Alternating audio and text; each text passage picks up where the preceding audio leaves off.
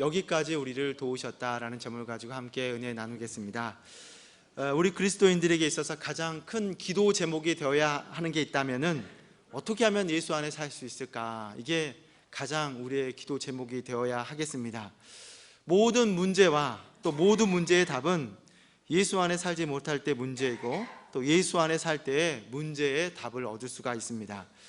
제가 이렇게 말을 들어보게 되어지면 전혀 믿음 생활을 하지 않다가 이제 교회를 등록하게 되어져서 출석하게 되면서 하나님께서 내게 이런 응답을 주셨다라고, 교회 다니면서부터서 안 되던 일들이 다 잘 되어지고 뭐 하는 것마다 뭐 다 형통합니다라고 하는 그런 간증을 드릴 때가 있습니다.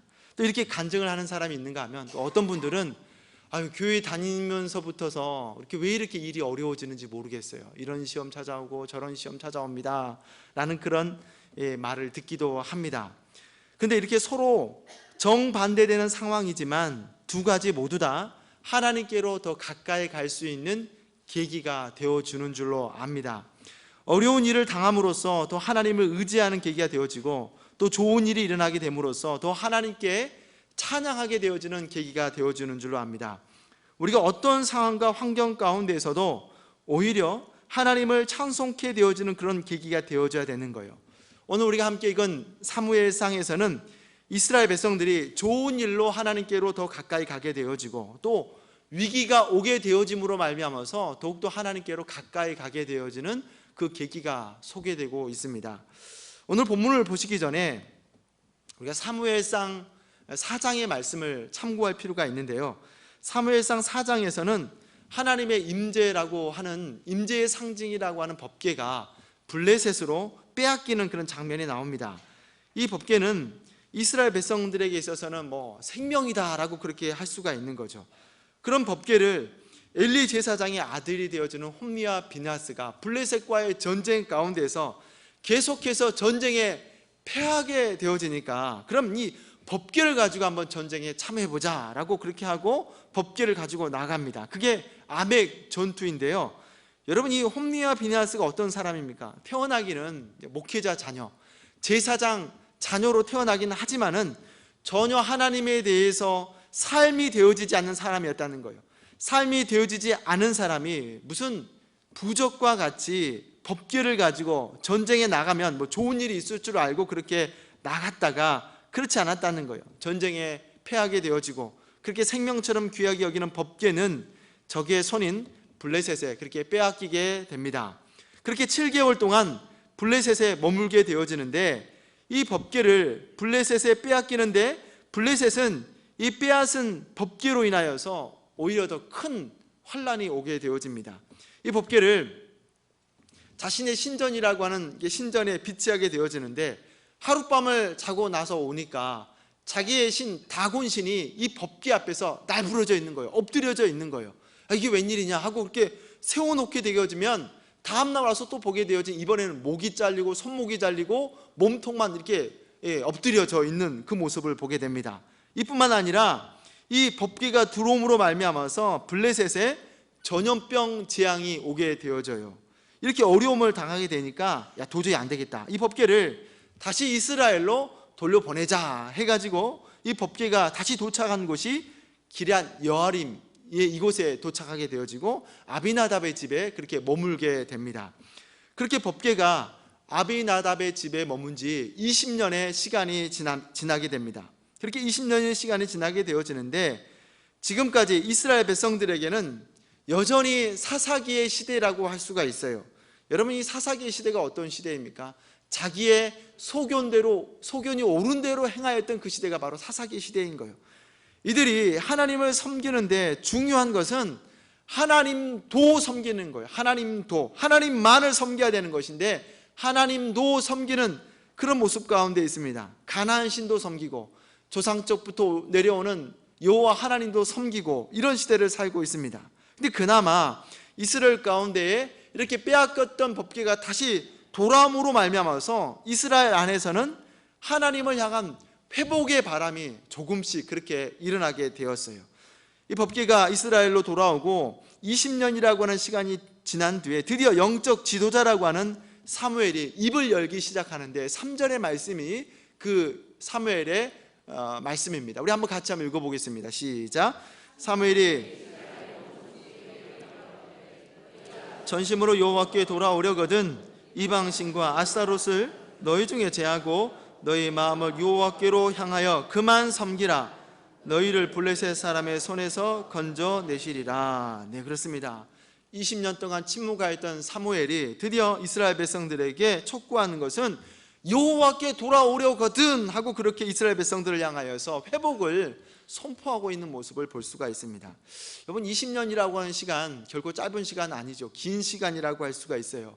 우리나라 속담에 10년이면 강산이 변한다라고 하는데 두 번이나 이 변하는 그런 시간을 경험했을 거예요. 저는 이 모습을 보면서 하나님의 시간이라고 하는 것이 있다라고 하는 것을 생각해 보았어요. 분명 하나님께서는 일하실 때가 있다는 거예요. 비록 더디게 시간이 지나갈지 모르겠지만 분명 하나님께서는 하나님의 때에 역사하시고 하나님께서 일하시게 되어지는 걸로 믿습니다. 그래서 지혜로운 사람은 하나님의 때를 아는 사람이라는 거죠. 곧 또 하나님의 때에 관심을 갖는 사람입니다. 여러분, 오늘 시대를 살면서 하나님의 때를 아는 것만큼 중요한 게 어디 있을까라고 하는 것을 이야기할 수가 있어요. 내가 지금 어느 때에 살고 있는지 우리가 이것을 알아야 합니다. 우리가 시대를 분별하지 못하게 되어지면 아무리 능력이 있고 아무리 힘이 있다라고 해도 하나님께서 일하시는 그 일에 전혀 참여할 수가 없게 되어지는 거예요. 여러분, 군인이 적진에 들어가게 되어지면 가장 먼저 해야 되는 것이 지도를 펼쳐놓고 내가 지금 어느 위치에 있는지를 확인해야 되는 거예요. 그리고 작전을 펼치게 되어지는 거예요.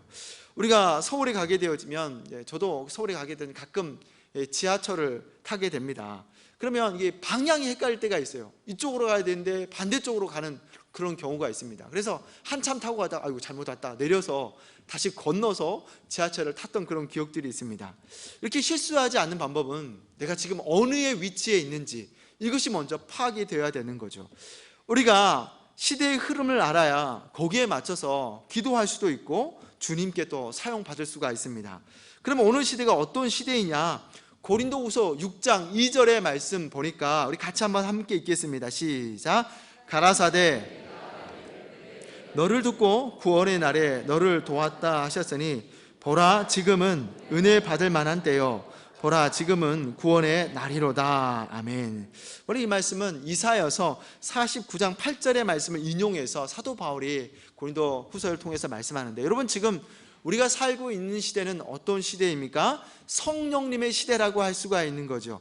이미 예수 그리스도를 통하여서 구원이 완성된 시대라고 할 수가 있어요. 예수 그리스도로 말미암아서 구원이 완성된 시대를 저와 여러분이 살고 있습니다.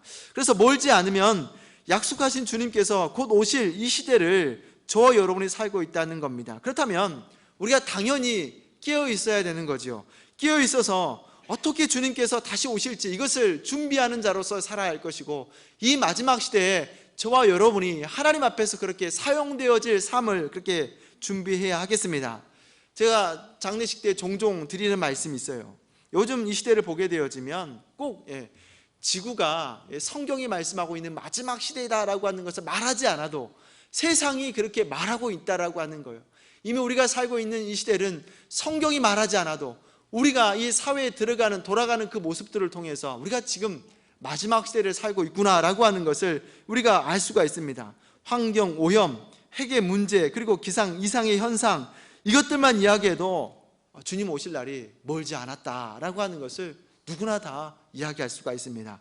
오늘 이 시대의 말로 주님을 향하여서 우리의 온 마음을 그렇게 향해야 있어야 하고, 주님께 우리의 마음을 향할 때 분명 주님께서는 우리에게 분명한 말씀으로 하실 줄로 압니다. 주님의 음성을 듣는 것은 주님께 마음을 향할 때 분명 우리에게 말씀하십니다. 제가 처음 정읍에 오게 되어졌을 때 벌써 5년이나 지났는데 감동이 되어지는 소리가 있었습니다. 새벽 예배를 드리기 위해서 아침에 문을 열고 나오면은 저희 이제 아파트 뒤에 산이 있어요. 그 산에서 뻐꾸기 울음소리가 들립니다. 뻐꾹 하는 소리가 들려요. 저는 이 소리가 너무너무 좋았습니다. 마치 이렇게 노래하는 소리처럼 이렇게 산을 울리는 이 뻐꾸기 울음소리가 너무 좋았습니다. 그래서 새벽 예배 드릴 때 이 뻐꾹 소리가 너무 좋습니다 라는 그런 말씀을 드렸었는데요, 들으시는 분들이 별 시큰둥한 그런 반응을 보이시더라고요. 별거 아닌 걸 가지고 감격해 한다라는 그런 게 표정들을 하시더라고요. 그리고 나서 5년이 지난 뒤에 제가 이 뻐꾸기 소리를 잘 못 듣더라고요. 처음에 왔었을 때는 그렇게 감동이 되었는데 지금은 뭐 그 소리가 그 소리다라고 그렇게 여겨지게 됩니다. 분명 우리가 들을 수 있는 소리가 있고 또 들려지지 않는 소리가 있다는 거죠. 분명 우리가 하나님을 향하여서 관심을 갖게 되어지면 분명 하나님께서는 분명하고 똑똑하게 우리에게 말씀하십니다. 설교하는 말씀을 통하여서 하나님의 음성이 있고 또 말씀을 통하여서 우리에게 말씀하시는 주의 음성이 있고 주님께 기도함으로 말미암아서 분명하고 똑똑하게 말씀하시는 주님의 음성이 있는 줄로 압니다. 우리가 이것을 들어야 한다는 거예요. 그런데 많은 사람들이 교회를 다닌다라고 하지만은 하나님의 음성보다 세상의 문화와 정치와 경제 이것에 너무 그렇게 반응하면서 산다라는 거예요. 온통 이것으로 가득 차 있으니까 주님의 음성이 도저히 들려지지가 않는다는 거예요. 우리가 세상의 문화에 대해서 또 정치에 대해서 경제에 대해서 관심을 가져야 합니다. 그런데 주님의 음성으로 주님의 시야로 이것들을 해석할 수 있는 그런 안목을 가지고 우리가 이 땅을 살아가는 거 아니겠습니까? 오늘 사무엘은 이스라엘 백성들 가운데에서 전환을 요구하고 있어요. 하나님 안에서 발견되어지는 시간을 갖기를 그렇게 촉구하고 있습니다. 우리들의 생각 가운데 가장 활발하게 해야 되는 것은 오늘도 주님께서 내게 어떻게 말씀하시는가, 우리가 하나님의 필요로 하게 되어진다라고 한다면 하나님은 결코 침묵하지 않으신다는 거예요. 하나님 나에게 은혜가 필요합니다, 하나님 나에게 도움의 손길이 필요합니다 라고 그렇게 우리가 하나님을 향해서 이 간구함이 필요합니다. 우리가 하나님 앞에 구해야 되는 거예요. 우리가 하나님 앞에 나아갈 수 있는 것은 우리의 연약함을 발견할 때 그렇게 하나님 앞에 나아갈 수가 있습니다. 가장 먼저는 내가 하나님 앞에 연약한 존재임을 고백해야 합니다. 나의 죄인됨이 고백되어져야 합니다. 나에게 답이 없음을 발견해야 합니다. 나의 죄된 속성과 연약함을 발견하지 못하게 되어지면 결코 하나님 앞에 돌이킬 수가 없는 거예요. 그래서 오늘 6절의 말씀 보게 되어지면 사무엘이 어떻게 하였는지 말씀하는데 6절의 말씀 우리 같이 한번 한 목소리 읽겠습니다. 시작. 그들이 미스바에 모여 물을 길러 여호와 앞에 붓고 그날에 금식하고 거기서 가로되 우리가 여호와께 범죄하였나이다 하니라. 사무엘이 미스바에서 이스라엘 자손을 다스리니라. 6절의 말씀 보니까 이스라엘 백성들이 이 사무엘의 회개의 촉구에 어떻게 반응하고 있습니까? 먼저 물을 부었다라고 그렇게 말씀하고 있고 또 금식했다라고 그렇게 말씀하고 있습니다. 여러분, 이렇게 물을 부었다라고 하는 것은 자신의 모든 심정을 주님 앞에, 하나님 앞에 내려놓는다라고 하는 그런 모습이라는 거예요. 또 금식은 어떤 모습이겠습니까? 내가 생명을 다하여서 하나님을 바라보겠습니다 라고 하는 그런 결단의 모습이라고 할 수가 있습니다.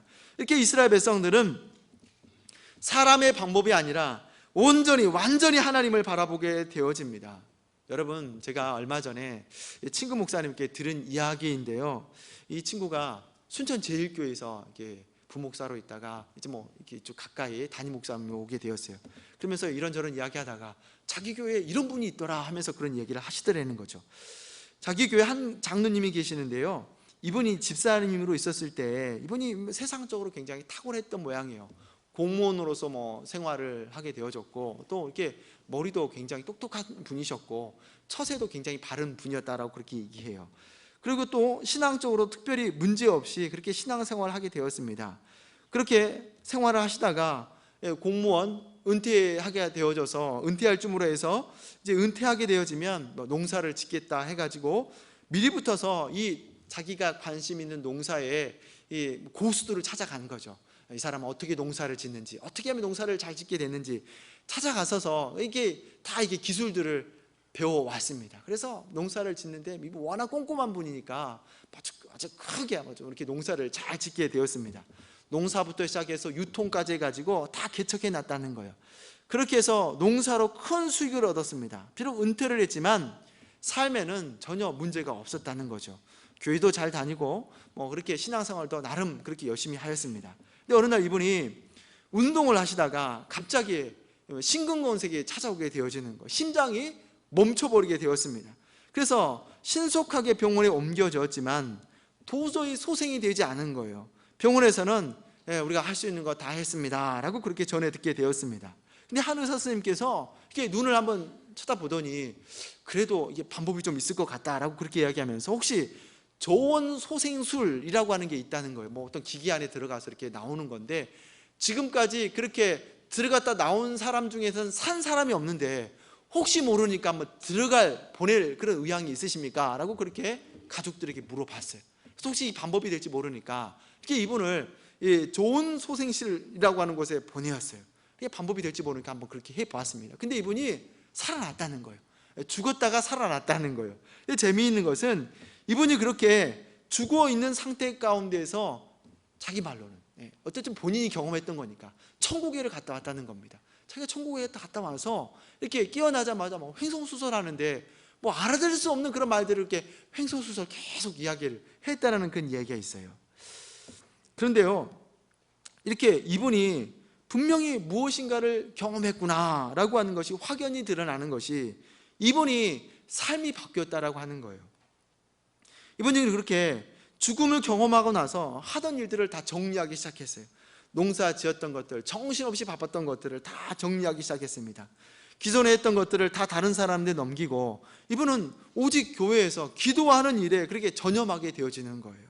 일부러 교회에 기도팀장을, 금요기도 팀장을 맡게 되어지고 이 기도팀을 이렇게 꾸려가는데 이분 성격대로 아주 꼼꼼하게 그렇게 일하는 거예요. 모이고 조직하고 또 이렇게 자기가 섬기는 것 안에서 할 수 있는 것들은 자기 돈을 다 들어가면서 그렇게 조직을 운영하게 되어집니다.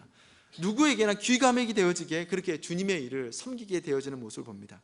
이는 과연 천국에 갔다 왔는지 아니면 뭐 잠시 꿈을 꾼 것인지 모르겠습니다. 근데 확실한 것은 그 일을 경험하고 나서 가치관이 완전히 바뀌었다는 거예요.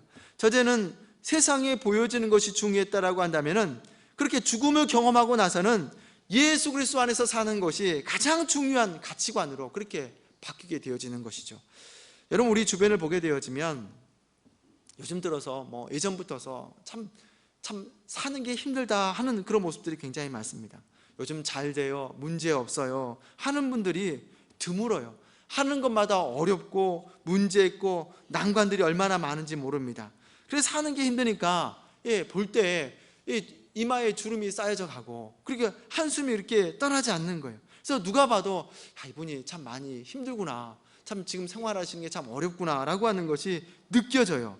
여러분, 그렇게 인생을 살다가 오늘 밤에라도 예수님께서 꿈속에 찾아와서 만약 말씀하신다라고 한다면은 이렇게 세상에 대해서 실패하고 낙심하고 좌절하여 사는 저와 여러분 가운데 주님께서 찾아오셔서 말씀하신다라고 한다면은 여러분 무슨 말씀을 하시겠느냐라고 하는 거예요. 세상에 찌들어 있는 나의 모습을 보시고 주님께서 말씀하신다라고 한다면 어떤 말씀을 저와 여러분 가운데 하시겠습니까? 여러분, 사도 바울을 보십시오. 다메섹 도상에서 주님을 만나 배웠습니다. 그리고 인생이 완전히 바뀌어지게 되어지죠. 근데 사도 바울이 주님께 들었던 음성은 딱 두 가지였습니다. 사울아 사울아, 내가 왜 나를 핍박하느냐? 나는 내가 핍박하는 나사렛 예수니라 라는 그런 음성을 들었습니다. 내가 핍박하는 분이 주님이다 라고 하는 그런 확인을 하고 나서 예수 그리스도께서 주님이시다라고 하는 그 소리를 듣고 완전히 그렇게 변화되었던 사도 바울의 모습을 볼 수가 있습니다. 우리가 또 의심 많은 도마 이야기를 합니다. 그 의심 많은 도마도 마찬가지라는 거예요. 죽으시고 부활하신 예수 그리스도를 그렇게 확신이 되었었을 때 주님으로서, 주님의 제자로서의 그의 사명을 온전히 감당했던 것들을 볼 수가 있습니다. 우리에게 분명히 들려져야 하는 음성은 도무지 어디로 가야 될지 모르는 이 세상 가운데서 주 예수 그리스도께서 우리의 생명의 주인이십니다, 만왕의 왕이십니다 라고 하는 분명한 음성을 들어야 될 줄로 믿습니다. 여러분, 오늘 본문에 이스라엘 백성들의 문제는 이들이 하나님을 몰랐던 것이 아니라는 거예요. 하나님을 아는 사람이었습니다. 하나님을 향하여서 제사도 드리는 사람이었습니다. 그런데 하나님도 섬기면서 가나안의 우상도 따라 그렇게 섬기는 삶을 살았습니다. 그럼 왜 그렇게 하나님도 섬기고 가나안의 우상도 섬기게 되었습니까? 이유는 한 가지라는 거죠. 하나님에 대해서 분명한 확신이 없었기 때문이라는 거예요. 우리의 삶의 갈등은 분명한 하나님이 계시지 않음으로써 갈등이 찾아오게 되어집니다. 인도에 선교사의 사명을 감당하시는 분의 말들을 들어보게 되어지면 거리에서 만나서 복음을 전합니다. 예수 그리스도가 누구시고 당신의 죄를 위해서 죽으셨다라고 하면 이분이 잘 들어요. 잘 듣다가 복음에 대해서 받아들이겠다라고 그렇게 얘기를 해요. 받아들이겠다. 그러면 예수님만 위해서 살겠습니까? 라고 물어보면 아니라는 거예요. 저는 50%는 예수님 믿을 수 있는데 나머지는 다른 신을 믿어야 된다는 거예요. 그러면 이게 아니어서 또 열심히 설명을 해요. 그렇게 믿는 거 아니다고. 오직 하나님만, 오직 예수님만을 바라봐야 합니다 라고 그렇게 말하면은요, 잘 듣다가 그러면 한 70% 정도는 믿을 수 있다. 근데 더 이상은 안 된다라는 그런 말들을 듣는다라고 그렇게 이야기를 합니다. 여러분, 이렇게 믿는 게 맞습니까? 여러분, 엘리야가 갈멜산에서 이스라엘 백성들이 요구했던 것이 있습니다. 열왕기상 18장 21절의 말씀 보게 되어지면 너희가 어느 때까지 두 사이에서 머문머문하려느냐? 여호와가 만일 하나님이면 그를 쫓고 바알이 만일 하나님이면 그를 쫓을지니라 라고 그렇게 말합니다. 이런 엘리야의 촉구에 이스라엘 백성들이 어떻게 반응하였습니까? 한 말도 대답지 아니하니라 라고 그렇게 반응하고 있는 것을 볼 수 있습니다. 우리는 오늘 또 살아계신 하나님에 대한 확신이 필요합니다. 여러분, 이러는 가운데 이스라엘 백성들의 변화가 일어났습니다. 사무엘의 권면의 말을 듣고, 그리고 이제 자신들을 하나님 앞에서 구별하기 시작하였습니다. 주변들을 정리하게 되어지는데, 이렇게 정리하면서 금식하고 물을 붓고 하나님 앞에 돌이키게 되어지는데, 그렇게 6절에서 하나님께 돌이키고 자복하는데 7절에서는 뭔가 좋은 일이 있어야 할 것인데 그러지 않다는 거죠. 7절의 말씀 같이 한번 한 목소리 읽겠습니다. 시작. 이스라엘 자손이 미스바에 모였다 함을 블레셋 사람이 듣고 그 방백들이 이스라엘 치러 올라온지라. 이스라엘 자손이 듣고 블레셋 사람을 두려워하여. 네, 그렇습니다. 사무엘상 1장에서부터 6절까지 끊임없이 괴롭게 했던 블레셋이 이제 이게 기회다 하고 이스라엘 백성들을 공격하고 있다라고 그렇게 말씀하고 있습니다. 여러분, 이스라엘 백성들이 하나님 앞에 죄를 자복하고 하나님께 온전히 돌아서겠습니다 했으면 그 다음에 뭐 좋은 일이 일어나야 되는 것이 맞지 않겠습니까? 그런데 그런 일이 일어나지 않냐고 오히려 더 큰 어려움이 이스라엘 백성들에게 찾아오게 되어지는 것을 볼 수가 있어요. 우리가 이 땅에 살면서 주님께 다짐하고 내가 이렇게 구별해서 교회를 섬깁니다, 주님을 위해서 헌신하겠습니다 했는데, 여러분, 더 어려움이 찾아오면 여러분 어떻게 해야 되겠습니까? 보면 블레셋 입장에서는 당연히 지금이 공격해야 할 당연한 기회가 되어지는 거예요. 이스라엘 백성들이 흩어져 있다가 함께 모여 있으니까 당연히 공격하기 좋고, 또 기도회를 하니까 무장하지 않았었으니까 공격하기가 좋고, 거기다가 금식까지 하니까 서로의 공격할 수 있는 좋은 기회다라는 거지요. 절대 놓칠 수 없는 기회입니다. 이런 위기가 찾아올 때 하나님을 이미 경험한 사람은 더 확실한 주님의 음성을 듣는다는 거예요. 그 음성은 어떤 음성입니까? 주님께로 더 나아가게 되어지는 결단을 하게 되어지는 거죠. 우리 시편을 보게 되어지면 우리 믿음의 선배들이 이런 상황 가운데 어떻게 했는지를, 그 고백을 들을 수가 있는데, 시편 11편 3절의 말씀 보니까 터가 무너지면 의인이 무엇을 할꼬라고 그렇게 고백하고 있어요. 여러분, 여기서 터가 무너졌다라고 하는 그 표현이 어떤 표현이겠습니까? 자기가 지금까지 열심히 수고하고 노력하였던 이루었던 것들이 한순간에 다 무너지는 그런 상황을 그렇게 시편 11편에서 그렇게 고백하고 있습니다. 이 사람이 악한 사람도 아닙니다. 의인이다 라고 그렇게 고백하고 있어요. 하나님 앞에서 그렇게 의인된 삶을 살았던 사람이 터가 무너지면 어떻게 할꼬라고 하는 그런 고백을 하고 있는 것을 볼 수가 있습니다. 그렇습니다. 이럴 때 더욱더 하나님 앞에 의지하며 나아가는 그런 모습을 볼 수가 있어요. 우리는 충분히 이런 삶을 경험할 수가 있습니다. 우리가 이럴 때 명확한 답을 가지고 살아가야 합니다. 이런 상황과 환경 가운데서도 주님만이 나의 답이 되십니다 라고 하는 고백이 있어야 할 줄로 믿습니다. 만약 악한 마귀가 우리를 믿는 사람들을 공격한다라고 한다면 무엇을 가지고 우리 믿음의 사람들을 공격하게 되겠습니까? 돈이 많은 믿음의 사람을 공격하겠습니까? 명예가 많은 그 사람을, 믿음의 사람을 공격하겠습니까? 아니면 하나님의 뜻대로 믿음 안에서 살겠습니다 라고 하는 그런 사람을 악한 마귀가 공격하겠습니까? 하나님을 더 알아갈 때 악한 마귀는요, 불안해할 수밖에 없다라고 하는 거예요.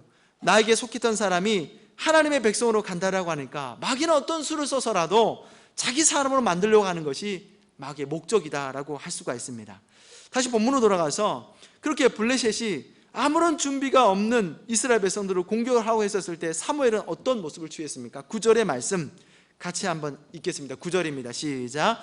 사무엘이 젖 먹은 어린 양을 취하여 온전한 번제를 여호와께 드리고 이스라엘 위하여 여호와께 부르짖음에 여호와께서 응답하셨더라. 아멘. 여러분, 이스라엘 백성들이 지금 난리가 난 상태 아니겠어요? 무장도 앉아있지, 금식해 있지, 아무런 준비가 되어 있지 않는데 이렇게 블레셋이 공격해 들어온다라고 하니까 한 시간이 촉박한 거예요. 도대체 어떻게 할 수가 없어서 우왕좌왕하는 가운데에 사무엘이 하나님 앞에 번제를 드렸다라고 하는데, 어떤 번제를 드렸다라고 말씀하고 있습니까? 온전한 번제를 드렸다라고 하는 거예요. 약식이 아닌 거예요. 대충 끝내는 게 아닌 것입니다. 양을 잡아서 각을 뜨고 하나님께서 원하시는 대로 그게 하나님 앞에 번제를 오히려 더 정식으로 정성을 다해서 하나님께 드렸다라고 그렇게 말씀하고 있습니다. 여러분, 이 모습 가운데서 우리는 사무엘이 답을 가지고 사는 인생이다라고 하는 것을 발견할 수가 있어요. 이 위기 가운데서 사무엘은 분명한 답이 있었다는 거예요. 그 답이 무엇입니까? 하나님으로 향하는 것이 사무엘에게 있어서 분명한 답이었다는 거죠. 사무엘은 지금까지 그렇게 하나님께서 인도하시는 삶을 살았습니다. 태어날 때부터 시작해서 지금까지 어렸을 때부터서 끊임없이 하나님의 인도하심을 받았고, 그리고 지금도 그랬고 앞으로도 내가 은퇴하고 나서도 하나님 앞에 기도를 쉬는 죄를 범하지 아니하겠다라고 하는 끊임없이 하나님을 의지하였던 사무엘의 모습을 볼 수가 있습니다. 그렇습니다. 하나님께서 지금까지 사무엘의 삶을 인도하였습니다. 앞으로도 그렇게 인도하였습니다. 우리 또한 그렇습니다. 오늘 이렇게 함께 하나님께 예배하는 것은 하나님의 인도하심이 없다라고 한다면 예배할 수가 없는 줄로 압니다. 지금까지 하나님께서 인도하셨던 것처럼 앞으로도 몸된 교회를, 믿음의 성도님들의 삶을 인도하실 줄로 믿습니다. 그 하나님을 온전히 바라보심으로 말미암아 인도함을 받으실 수 있는 저와 여러분이 되시기를 주님의 이름으로 축원합니다. 기도하겠습니다.